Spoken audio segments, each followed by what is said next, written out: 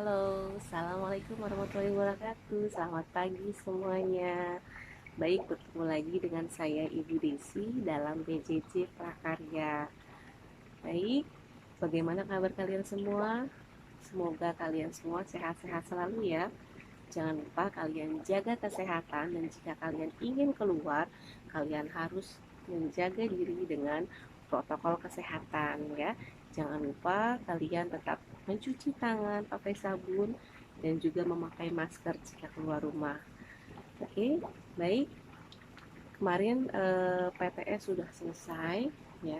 Untuk PTS sudah selesai, maka sekarang kita masuk ke bab 3, yaitu bab budidaya ikan konsumsi. Ya, ada yang tahu ikan konsumsi apa aja? Pasti kalian sudah tahu ya, sangat banyak ya ikan konsumsi ya. Bisa ada ikan nila, ada ikan mas, ikan gurame, bawal, dan lain-lain. Tentunya sesuai dengan perkembangan dari ikan tersebut ya, dibudidayakannya bisa ada yang di laut, di air payau, dan juga di air tawar. Ya, nah di sini untuk budidaya ikan konsumsi ini termasuk salah satu yang didukung oleh luas wilayah Indonesia ya. Nah, di mana di sini Indonesia itu memiliki luas perairan yang cukup besar ya, yaitu 2/3 dari wilayah Indonesia itu sendiri ya, sehingga sangat besar kemungkinan untuk perkembangbiakan dari perikanan ya. Nah, tentunya hal tersebut juga mendukung perkembangbiakan dari ikan-ikan yang berada di Indonesia, yang bisa hidup di Indonesia ya. Nah, kalian bisa lihat di sini di halaman 80 ya, bisa kalian literasi terlebih dahulu. Ya, jadi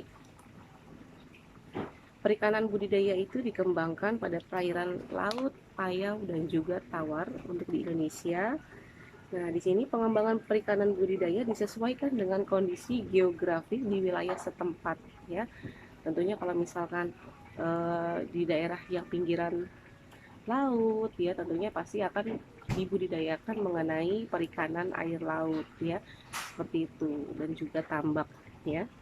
Nah, di sini setiap daerah itu pasti ya memiliki komoditas budidaya ikan atau daya unggulan ikan yang sangat berbeda-beda ya. Tadi yang seperti saya bilang, kalau misalkan daerahnya itu dekat dengan wilayah laut, tentunya akan dibudidayakan ikan air laut. Kalau misalkan daerahnya itu sesuai dengan daerah muara ya, muara sungai, tentunya pasti dibudidayakan ikan air payau ya. Atau misalkan di daerah dekat sungai, banyak sungai ya, itu boleh dibudidayakan atau banyak dikembangbiakan ikan air tawar ya. Oke, kemudian di sini budidaya ikan itu maksudnya apa sih ya? Nah, budidaya ikan itu dimaksudkan untuk menyediakan ikan ya dalam pemenuhan kebutuhan pangan, sumber protein ya, selain dari kegiatan penangkapan gitu ya. Jadi tentunya ikan-ikan tersebut dipelihara itu untuk pemenuhan kebutuhan manusia itu sendiri ya. Nah, di sini kebutuhan pangan sumber protein yang bersumber dari ikan itu semakin hari semakin mengalami peningkatan tentunya ya, karena ikan itu kan memiliki sumber protein yang sangat besar ya, sangat bagus. Siapa di sini yang suka makan ikan? Ayo tunjuk tangan, siapa yang suka makan ikan? Ya, bagus ya, sangat bagus. Jika kalian suka dengan makan ikan, itu sangat bagus untuk tubuh kalian sendiri, karena ikan itu termasuk sumber protein ya yang sangat tinggi ya. Jadi kalau misalnya mau sehat, mau pintar, harus makan ikan ya. Nah, di sini eh, kalian apa sih yang dimaksudkan dengan ikan konsumsi itu? Ayo, siapa yang tahu apa yang dimaksud dengan ikan konsumsi? Ayo tunjuk tangan. Ya, jadi ikan konsumsi benar ya, ikan yang dibudidayakan untuk dikonsumsi oleh masyarakat ya, ataupun manusia seperti itu ya. Nah, pada bab ini nanti kita akan membahas kegiatan praproduksi dan juga produksi budidaya ikan konsumsi ya. Baik, Sebelum nanti kalian mengetahui kegiatan dari budidaya lebih jauh lagi, ya, budidaya ikan konsumsi lebih jauh lagi, kalian tentunya harus mengetahui karakteristik ya dari macam-macam ikan tersebut, ya. Jadi kali ini kalian eh, membuat laporan, ya, kalian buat tugas di buku catatan, ya.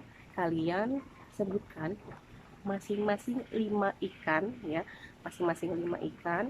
Yang pertama 5 ikan air laut, 5 ikan air tawar, dan 5 ikan air payau, ya. Nah, dari masing-masing ikan tersebut kalian bisa sebutkan nama ikan tersebut, ya, dan juga nama lokalnya, ya. Misalnya seperti ikan mas, ya. Ikan mas itu adalah nama lokal, ya. Kemudian juga nama lokalnya ada juga, misalnya seperti tombro, ya, tombro, mas-masan yang berasal dari Jawa Tengah dan juga Jawa Timur. Kemudian ikan rayo dan juga ikan ameh itu dari Sumatera Barat. Ya, baiklah. Terus nama latin dari ikan mas itu adalah Cyprinus carpio, ya. Cyprinus carpio itu termasuk nama latin dari ikan mas. Oke. Kemudian setelah nama dari ikan tersebut, kalian bisa menyebutkan ciri-ciri, ya, ciri-ciri dari ikan tersebut. Kalian bisa jelaskan mulai dari bentuk tubuh ikan tersebut, kemudian habitatnya, dan juga termasuk jenis pakannya, ya. Boleh pakan utama dan boleh pakan sampingan, ya. Kemudian setelah dari ciri-ciri, kalian juga jelaskan cara pembudidayaannya, ya. Cara pembudidayaannya misalkan seperti pemijahan. Ada yang tahu nggak pemijahan itu apa? Ya, jadi pemijahan itu adalah proses pengeluaran sel telur, ya, bagi si betina, dan juga sel spermatozoid bagi si jantan, ya, yang kemudian akan diikuti selanjutnya oleh proses perkawinan. Itu namanya adalah pemijahan, ya. Setelah itu kalian juga bisa jelaskan proses pembenihannya, pembesarannya, dan juga proses pemanenannya, kira-kira nih sampai usia berapa si ikan konsumsi tersebut, ya. Nah, itu kalian jelaskan, ya. Jadi kalian cari 5 ikan air laut, 5 ikan air payau, dan 5 ikan air tawar. Itu kalian jelaskan mulai dari ikannya, nama lokal, kemudian ciri-ciri, dan juga pembudidayaannya. Baik. Nah, nanti kalau misalkan sudah selesai, bisa kalian fotokan, kemudian kalian kirimkan ke Google Classroom Prakarya kelas kalian masing-masing. Oke, sampai sini dulu penjelasan saya. Kita bertemu lagi minggu depan. Wassalamualaikum warahmatullahi wabarakatuh.